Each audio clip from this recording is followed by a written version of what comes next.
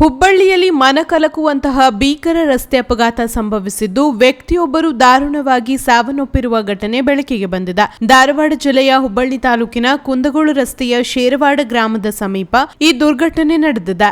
ಮೃತ ವ್ಯಕ್ತಿಯನ್ನು ಶೇರವಾಡ ಗ್ರಾಮದ ನಿವಾಸಿ ಸದಾನಂದ್ ಕಟೇಗಾರ ವಯಸ್ಸು 32 ಎಂದು ಗುರುತಿಸಲಾಗಿದೆ. ತಾಂತ್ರಿಕ ದೋಷದಿಂದ ರಸ್ತೆ ಬದಿಯಲ್ಲಿ ನಿಂತಿದ್ದ ಜೆಸಿಬಿಯನ್ನು ಸರಿಪಡಿಸುವ ಕೆಲಸದಲ್ಲಿ ಸದಾನಂದ್ ತೊಡಗಿಕೊಂಡಿದ್ದರು. ಈ ವೇಳೆ ವೇಗವಾಗಿ ಬಂದ ಕಾರು ನಿಯಂತ್ರಣ ತಪ್ಪಿ ನೇರವಾಗಿ ಸದಾನಂದ್ ಅವರ ಮೇಲೆ ಹರಿದಿದೆ. ಅಪಘಾತದ ತೀವ್ರತೆಗೆ ಸದಾನಂದ್ ಕಾರಿನ ಇಂಜಿನ್ ಭಾಗದೊಳಗೆ ಸಿಲುಕಿಕೊಂಡಿದ್ದಾರೆ.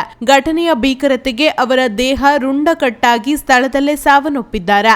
ಈ ದಾರುಣ ಘಟನೆ ಸ್ಥಳೀಯರನ್ನು ಬೆಚ್ಚಿ ಬೀಳಿಸಿದ್ದು ಕ್ಷಣಾರ್ಧದಲ್ಲಿ ಆತಂಕದ ವಾತಾವರಣ ನಿರ್ಮಾಣವಾಗಿದೆ. ಇನ್ನೊಂದೆಡೆ ಕಾರಿನಲ್ಲಿ ಪ್ರಯಾಣಿಸುತ್ತಿದ್ದ 5 ಸಣ್ಣ ಪುಟ್ಟ ಗಾಯಗಳಾಗಿದ್ದು ಅವರನ್ನು ಸಮೀಪದ ಆಸ್ಪತ್ರೆಗೆ ದಾಖಲಿಸಿ ಚಿಕಿತ್ಸೆ ನೀಡಲಾಗುತ್ತಿದೆ.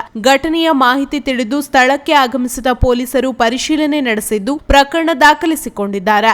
ಈ ಕುರಿತು ಹುಬ್ಬಳ್ಳಿ ಗ್ರಾಮೀಣ ಪೊಲೀಸ್ ಠಾಣೆಯಲ್ಲಿ ಪ್ರಕರಣ ದಾಖಲಾಗಿದ್ದು ಅಪಘಾತಕ್ಕೆ ನಿಖರ ಕಾರಣವೇನು ಎಂಬುದರ ಕುರಿತು ತನಿಖೆ ಮುಂದುವರೆದಿದೆ.